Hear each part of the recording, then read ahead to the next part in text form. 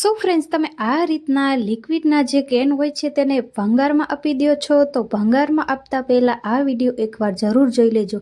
તો વિડીયોના એન્ડ સુધી બનેલા રહેજો અને વિડીયો પસંદ આવે તો વિડીયોને લાઇક કરજો, શેર કરજો અને ચેનલને સબસ્ક્રાઈબ કરવાનું તો ભૂલતા જ નહીં. તો સૌથી પહેલાં આપણે આ રીતના પ્લાસ્ટિકનું જે લિક્વિડનું કેન હોય છે તે આપણે લઈ લીધું છે. ત્યાર પછી આપણે આ રીતના માર્કર લઈને આપણે આ રીતે નિશાન કરી લેવાનું છે અને ત્યાર પછી આપણે ગેસ ઓન કરીને ચાકુ ગરમ કરીને આપણે જ્યાં નિશાન કર્યું છે ત્યાંથી આપણે કટ કરી લેવાનું છે. તો ફ્રેન્ડ્સ, ઘણીવાર આપણે આ રીતના પ્લાસ્ટિકના કેન હોય છે તેને આપણે ભંગારમાં આપી દેતા હોય, પણ તેનો પણ આપણે સરસ એવો રીયુઝ કરી શકીએ છીએ. તો ફ્રેન્ડ્સ, આ રીતના વસ્તુ એકવાર જો આપણે બનાવી લીધી ને તો આપણે ખૂબ જ ઉપયોગી કામમાં આવવાની છે. તો તમારી પાસે આ રીતના જો પ્લાસ્ટિકના કેન પડેલા છે તો આ વસ્તુ એકવાર બનાવીને જરૂર ટ્રાય કરજો. ખૂબ જ સરસ એવી ઉપયોગી વસ્તુ બનીને તૈયાર થવાની છે. તો તમે જોઈ શકો છો આ રીતના આપણે ચોરસ કટકો કરી લીધો છે અને ત્યાર પછી આપણે ફરીથી માર્કર લઈને આપણે આ રીતના ગોળ એવા નિશાન કરી લેવાના છે. તો ફ્રેન્ડ્સ, ઘણીવાર આપણે આ રીતની પ્લાસ્ટિકની વસ્તુ હોય છે જે ખાલી થઈ જાય પછી આપણે તેને ભંગારવાળાને આપી દેતા હોય, પણ ભંગારવાળાને આપતા કરતાં આપણે તેનો સરસ એવો રીયુઝ કરી શકીએ છીએ. તો તમે જોઈ શકો છો આ રીતના આપણે નિશાન કરી લીધા છે અને ત્યાર પછી આપણે આ રીતના નિશાન થાય તે રીતના આપણે હોલ પડે એ રીતે આપણે આ રીતના કોઈ પણ વસ્તુ ખીલી અથવા તો આ રીતના ડિસમિસ લઈને આપણે આ રીતના ડિસમિસ છે તે ગરમ કરતા જઈને આપણે જ્યાં નિશાન કર્યા છે ત્યાં આપણે આ રીતના હોલ કરી લેવાના છે. તો ફ્રેન્ડ્સ, હાલમાં જ ચોમાસું ચાલી રહ્યું છે અને આ વસ્તુ જો એકવાર તમે બનાવી લીધી ને તો ચોમાસામાં આ વસ્તુ છે તે ખૂબ જ ઉપયોગી થવાની છે. ત્યાર પછી આપણે આ રીતે જે કપડાં સુકવવાની દોરી હોય છે તે લઈ લીધી છે અને આ રીતે આપણે તેને કટ કરીને આ રીતના જે આટી હોય છે તે આપણે ખોલી લેવાની છે.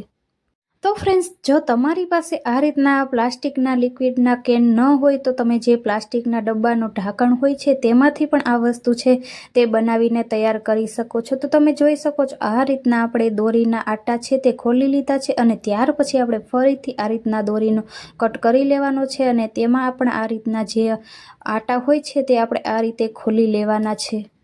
તો ફ્રેન્ડ્સ, તમને આઈડિયા જરા પણ યુઝફુલ લાગે તો ચેનલને સબસ્ક્રાઈબ કરજો અને તમારા ફ્રેન્ડ્સ અને ફેમિલી મેમ્બરમાં જરૂર શેર કરજો.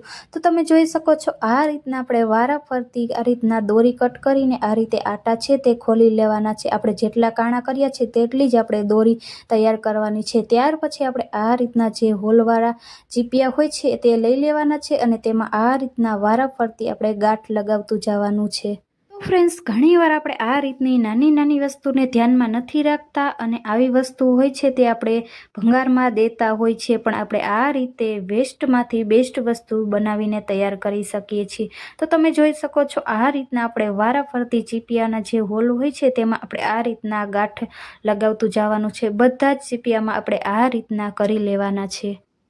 તો ફ્રેન્ડ્સ, તમને આઈડિયા કેવો લાગ્યો તે મને કોમેન્ટમાં જરૂર જણાવી દેજો અને તમારી પાસે જો આ રીતના પ્લાસ્ટિકના કેન હોય તો આ વસ્તુ એકવાર બનાવીને જરૂર ટ્રાય કરજો. ચોમાસામાં આ વસ્તુ છે તે ખૂબ જ ઉપયોગી કામમાં આવવાની છે.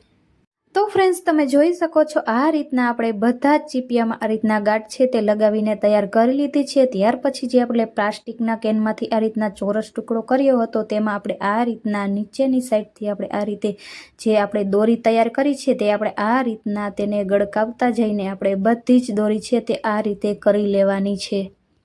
તો ફ્રેન્ડ્સ, આપણે આ રીતના જે લિક્વિડના કેન હોય છે તેનો આપણે આ રીતે ઉપરનો ભાગ હોય છે તે આપણે કટિંગ કરીને કાઢી લીધો. તો પછીનો જે ભાગ હોય છે તે આપણે ફેંકી નથી દેવાનો, તેને પણ આપણે સાફ કરીને તેમાં આપણે ડુંગળી, બટેકા અને લસણ તેમાં રાખી શકીએ છીએ. આપણે બહારથી પ્લાસ્ટિકની ટોપલી હોય છે તે આપણે બહારથી ખરીદતા હોય, પણ આપણે આ રીતે પ્લાસ્ટિકના કેનમાંથી આપણે સરસ એવી વસ્તુ તેમાં સાચવીને રાખી શકીએ છીએ. તો તમે જોઈ શકો છો આ રીતના આપણે બધી જ દોરી છે તે આ રીતના કરી લેવાની છે. તો ફ્રેન્ડ્સ, આ રીતે આપણે ઘરમાં જો નાની નાની વસ્તુને ધ્યાનમાં રાખીને વસ્તુ આપણે જો ઘરે બનાવી લીધી ને તો આપણા ઘણા બધા પૈસા અને સમયની બચત થવાની છે. તો તમે જોઈ શકો છો આ રીતના આપણે બધી જ દોરી છે તે આપણે આ રીતે ગળકાવી લીધી છે. તો ફ્રેન્ડ્સ, હાલમાં ચોમાસું ચાલી રહ્યું છે અને નાના બાળકોના કપડાં હોય છે તે ચોમાસામાં વધારે તે ભીના કરીને આવે અને ખૂબ જ ઝાઝા કપડાં થાય છે. તો તમે જોઈ શકો છો આ રીતે આપણે ફરીથી એક દોરી કટ કરી લીધી છે અને આ રીતે બધી જ દોરીની આપણે આ રીતના છેડા હોય છે ભેગા કરીને આપણે તેને બાંધી લેવાના છે. નાના બાળકો ચોમાસામાં કપડાં ખૂબ જ ભીના કરતા હોય, આ રીતે આપણે તેને ચોમાસામાં આપણે આ રીતે ઘરમાં ટીંગાડીને આપણે નાના બાળકોના કપડાં છે તે સૂકવી શકીએ છીએ. તો તમે જોઈ શકો છો સરસ એવા કપડાં છે તે સુકાઈ જશે.